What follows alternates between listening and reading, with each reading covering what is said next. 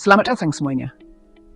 Bagi yang sangat terbaik untuk membuat bahan-bahan dan produk masa depan di bumi, tapi di orbit. Era baru manufaktur di orbit kini sedang dimulai, di mana pabrik-pabrik akan bekerja dalam kondisi luar angkasa yang unik. Mereka akan membuat barang-barang yang tidak mungkin atau tidak efisien kalau dibuat di bumi. Dalam 10 tahun ke depan, banyak perusahaan dan pemerintah berencana membangun dan menjalankan pabrik komersial di lingkungan mikrogravitasi. Pabrik-pabrik di orbit ini bisa mengubah banyak industri dengan memanfaatkan keadaan tanpa bobot, kondisi hampa udara, dan tenaga surya yang selalu tersedia. Di video ini, kita akan lihat bagaimana cara kerja manufaktur di luar angkasa, apa saja yang bisa dihasilkan, dan kenapa ini bisa jadi penggerak ekonomi utama di tahun 2035. Daya tarik utama dari manufaktur orbital adalah lingkungan mikrogravitasi. Tanpa pengaruh gravitasi bumi, cairan berperilaku berbeda, bahan-bahan tercampur lebih merata, dan kristal tumbuh tanpa cacat. Perubahan ini membuka peluang untuk menciptakan bahan berkualitas tinggi, terutama di bidang optik, semikonduktor, dan farmasi. Di gravitasi nol, tegangan permukaan menjadi gaya yang dominan pada cairan, sehingga memungkinkan terbentuknya struktur yang lebih simetris dan senyawa yang lebih murni. Banyak eksperimen ilmiah telah menunjukkan bahwa proses tertentu menghasilkan hasil yang jauh lebih baik di orbit daripada di bumi. Sekarang, tujuannya adalah untuk meningkatkan skala eksperimen tersebut menjadi produksi industri. Salah satu bidang yang paling menjanjikan untuk pembuatan di orbit adalah serat optik. Jenis serat khusus yang disebut ZB-LAN terbuat dari kaca fluorida logam berat, menunjukkan kehilangan sinyal yang jauh lebih sedikit kalau dibuat di lingkungan mikrogravitasi. Di bumi, pengkristalan karena gravitasi mengganggu struktur seratnya. Di luar angkasa, gangguan itu hilang. Ini bisa menghasilkan serat optik yang mengirim data dengan lebih efisien dan juga bisa menjangkau jarak yang lebih jauh. Ini ideal banget untuk infrastruktur internet di masa depan. Beberapa perusahaan swasta sudah mulai menguji coba produksi ZB-LAN di stasiun luar angkasa internasional. Kalau biayanya nanti cukup rendah, serat optik buatan luar angkasa ini bisa jadi produk yang umum dipakai semua orang dalam beberapa tahun ke depan. Dunia farmasi juga akan mendapat manfaat yang sangat besar.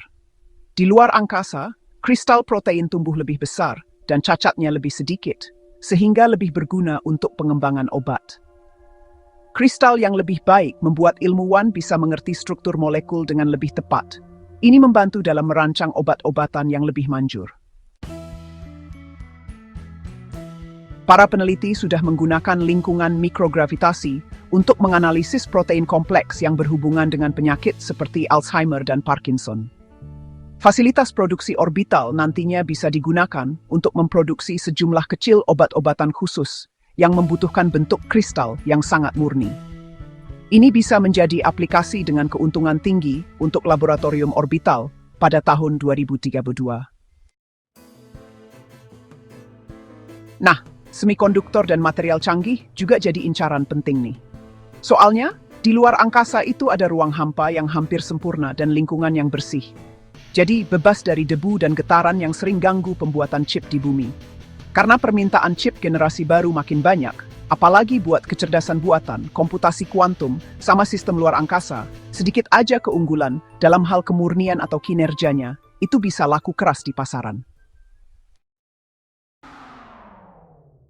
Pabrik-pabrik di orbit bisa memanfaatkan keunggulan ini untuk membuat komponen yang lebih efisien, terutama untuk komponen elektronik, frekuensi tinggi, atau yang tahan radiasi. Seiring biaya peluncuran yang makin murah dan perakitan robotik yang semakin canggih, maka membangun ruang bersih di orbit untuk produksi dalam jumlah kecil jadi semakin mungkin dilakukan. Manufaktur aditif atau pencetakan 3D juga sangat cocok untuk digunakan di luar angkasa.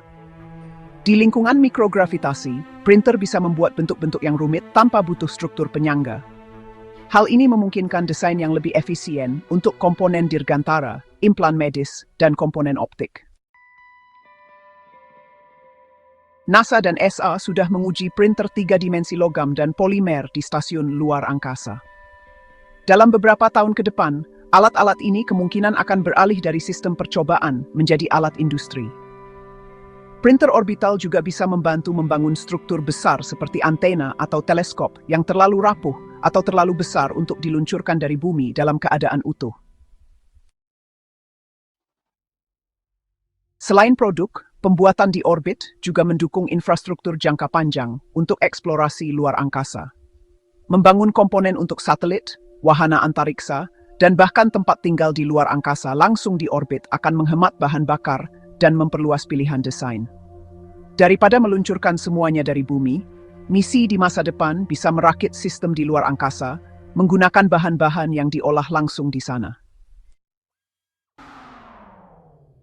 Bahkan ada ide untuk menambang asteroid untuk diambil bahan mentahnya. Lalu bahan mentah itu diubah di orbit menjadi bagian-bagian yang bisa dipakai. Meskipun ini masih berupa dugaan, gabungan antara pembuatan barang di orbit dan penggunaan sumber daya dari luar angkasa bisa membuat biaya misi ke tempat yang jauh di luar angkasa jadi jauh lebih murah. Beberapa perusahaan swasta sudah mulai mengambil ancang-ancang untuk perbatasan industri baru ini. Varda Space Industries sedang mengembangkan kapsul untuk kembali ke bumi yang dirancang untuk membawa kembali bahan-bahan bernilai tinggi yang dibuat di luar angkasa. Redwire Space dan Sierra Space sedang membangun platform modular yang bisa menjadi tempat eksperimen pembuatan barang di orbit bumi rendah. Spaceforge, perusahaan baru dari Inggris, sedang membuat ruang bersih di satelit. Satelit ini punya kendaraan yang bisa kembali sendiri.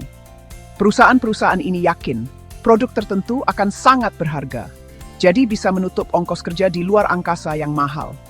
Karena harga peluncuran dan layanan di orbit terus turun, rencana bisnis mereka jadi semakin masuk akal.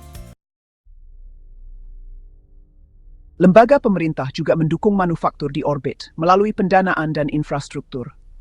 NASA sudah lama menggunakan Stasiun Luar Angkasa Internasional sebagai tempat uji coba untuk percobaan industri.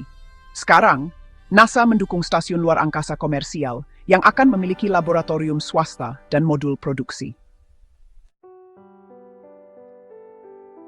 ESA dan JAXA juga lagi meneliti bareng soal bahan-bahan untuk kondisi tanpa bobot dan juga robotika. Tujuannya untuk membangun ekonomi di luar angkasa yang bisa terus berjalan, yang bisa melengkapi industri-industri di bumi. Organisasi Pertahanan Negara juga ikut mengawasi dengan teliti loh.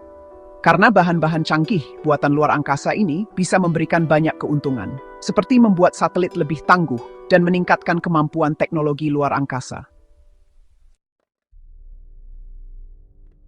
Walaupun ada banyak peluang, tantangan itu tetap ada. Mengangkut bahan mentah dan produk jadi, itu menambah biaya dan kerumitan. Setiap muatan harus tahan guncangan peluncuran dan saat kembali ke bumi. Suhu ekstrem dan radiasi bisa memengaruhi sistem yang sensitif. Kontrol kualitas harus dijaga di lingkungan yang jauh dan otomatis. Peraturan terkait keselamatan, kontaminasi, dan hak kekayaan intelektual juga masih terus berkembang. Namun, ini bukanlah masalah yang tidak bisa dipecahkan. Banyak di antaranya sudah mulai diatasi dengan penanganan oleh robot, diagnosis otomatis, dan desain yang lebih kuat. Seiring industri ini semakin matang, tantangan-tantangan ini kemungkinan besar akan semakin berkurang. Salah satu contoh penggunaan yang menarik adalah pembuatan retina buatan dan implan medis canggih lainnya. Alat-alat ini membutuhkan pelapisan bahan tipis yang sangat presisi dengan kontaminasi yang sangat sedikit. Di luar angkasa, gravitasi mikro memungkinkan penyusunan dan pelapisan yang lebih baik selama proses pembuatan. Hal ini memungkinkan permukaan yang lebih halus dan lebih sedikit cacat mikroskopis, yang sangat penting dalam aplikasi biomedis. Beberapa peneliti percaya bahwa lingkungan orbital akan sangat penting untuk pembuatan implan generasi berikutnya, yang memulihkan penglihatan atau membantu fungsi saraf. Terobosan-terobosan ini pada akhirnya dapat kembali ke bumi sebagai teknologi yang mengubah hidup.